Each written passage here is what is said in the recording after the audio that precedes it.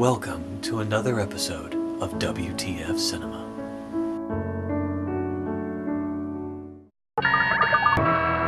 Doolittle, I do have a malfunction on this readout, but I can't pinpoint it exactly. Well, that's a useful little machine, isn't it? Somewhere there's a problem. I can't tell you where, and I can't tell you what it is. You should fix it, though.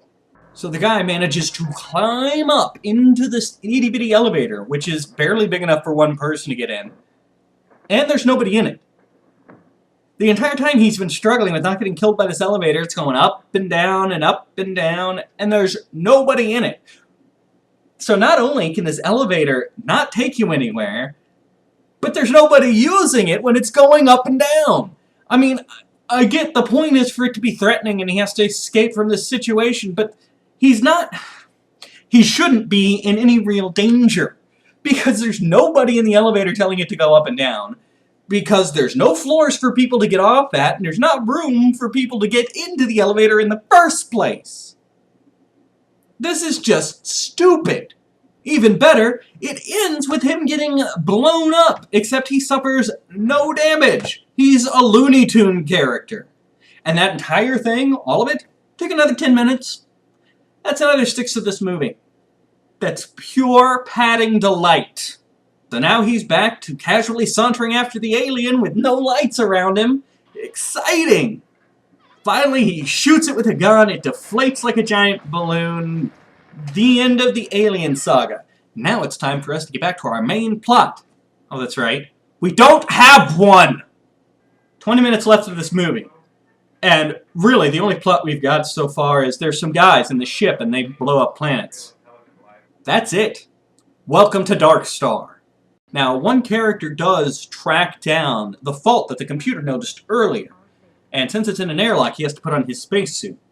So, we are countless years in the future. We have artificial intelligence bombs, we've got light speed travel, but our spacesuits are 15 times bulkier and more useless. We didn't think of streamlining them or making them easier to use. No, look at the guy. That is the most ridiculous spacesuit design I've ever seen. So his attempt to repair the communication laser goes awry, and the bomb ends up misactivating. Now, it's ready to blow up, but it won't drop. Now, this is clearly a very big problem. This is a huge issue. These are bombs that can blow up a planet, and it's attached to the ship.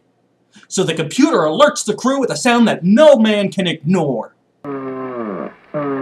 Negative drop. Just sitting there in the bomb bay. Try it again, Pinback. That's right. The computer farts at the crew. This is a very classy spaceship. Also, take a look at the size of the bomb in comparison to that ship. That's the 20th one they've dropped. How do you fit 20 of those on that ship and still have room for the 5 people that were originally on it to live? And we see that there's a lot of space inside for them to move around. Is it a TARDIS? Please tell me it's a TARDIS, because then it might almost be casually related to something interesting. The computer informs them that the bomb will not drop, but every possible safety mechanism has kicked in and will limit the blast of the bomb to a 1-mile radius, which more than covers the entire ship. So these are the most piss-poor safety precautions I've ever seen. In the event that the bomb will blow up in the bay, our safety precautions will guarantee that everything near you will blow up. And there's no talk of a manual release. This ship's primary purpose is to drop bombs. So when you build a ship to go out there and drop planet-destroying bombs, don't you put in a manual failsafe where somebody can go flip a switch and it releases the damn bomb? Nobody? Nobody thought to put that into the design stage? The makers of the ship are as dumb as the makers of this movie. And what's the point of giving the bomb artificial intelligence if when they try to talk it into disarming itself because of the error, it refuses because it wants to blow up? What was the point in giving it any kind of personality if it has the ability to flat out refuse an order to rescind the explosion order? That's not part of the error. That's just the bomb being the bomb. I don't know. Let's just keep going. Desperate for solutions, one of the crew goes to visit the former commander in his cryogenic sleep chamber. Now, we're told multiple times throughout the movie that the previous commander died. But he's in a cryogenic sleep chamber, which is a way of preserving life, and he's dead. And even better, he's able to talk while in this cryogenic state. They're able to have a conversation. So apparently in the future, dead means alive. I guess. Because I can't think of any other thing that makes sense. He's dead, he's dead, he's dead. I'm going to go talk to him. So, following the advice of the former commander, one of the guys goes out to debate philosophy with the bomb. That's right. We're going to stop this bomb from exploding with philosophy. And it works. Doesn't follow commands. But if you debate philosophy with it, that'll disarm it. I've got nothing else to say about this. But 5 minutes later, the bomb, having thought over this philosophical debate, decides that it is in fact God, and to let there be light.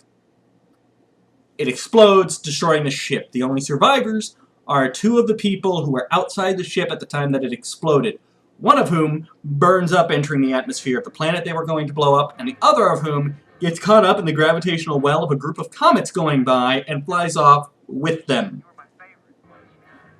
The end. So this entire movie is about an hour and 10 minutes of nothing really happens and then everybody dies. The end. This movie's supposed to be funny. I acknowledge that. And some of the things I've pointed out are meant to be funny. But it's not. It fails. It's supposed to be a kind of passive humor, where you spend most of your time laughing at the situation and not necessarily the things that are being said or the things that are happening. Oh my god, it's so funny because the bomb has artificial intelligence. How wacky is that? The problem is, the humor in this is so passive that it's non-existent. It's a comedy sci-fi movie that only succeeds at being a sci-fi movie. It's boring. It made an hour and 10 minutes feel like a 3-hour torture session. It's not good. It's not worth seeing. I don't even think it's worth seeing in that so bad it's good category. Now, maybe there's room for debate on that one, but I promise you I have no intention of ever seeing this movie again. Not just because it was boring, but I have a horrifying fear of Metroids. Yeah. That's it for Dark Star. Thank you for watching WTF Cinema. We'll see you next time. Thank you for watching WTF Cinema. Until next time, what the f***, man? Oh shit! Metroid! Ow! And who put this chair here? Oh. I'm sure my downstairs neighbors like that. I am not doing that. Ow. Again.